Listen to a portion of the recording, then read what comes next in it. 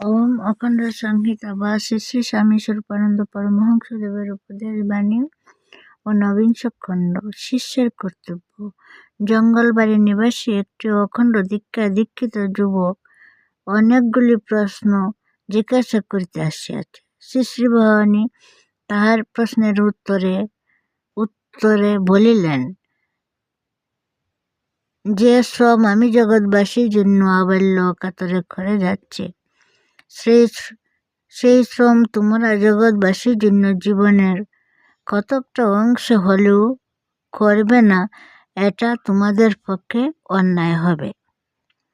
তোমাদের কর্তব্য হচ্ছে তোমাদের যার ভিতরে যে সদ্গুণটুকু আভাসে ইঙ্গিতে ও বিদ্যমান, চেষ্টার দ্বারা, যত্নের দ্বারা, নিয়ত অনুশীলনের দ্বারা তাহাকে সদ্গুণে বর্ধিত করে নিয়ে জগতের কল্যাণের জন্য তাহাকে প্রয়োগ করা।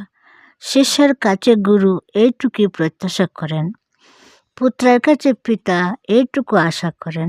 প্রতিটি দিনের একটুখানি করে সময় তোমরা এজন্য আলাদা করে রাখো। ওই সময়টুকুতে এমন কাজ কিছু না কিছু করবে যাহাতে তোমার অন্তরের ঐশ্বর্য বাড়িবে এবং জগতের কল্যাণ সাধিত হইবে।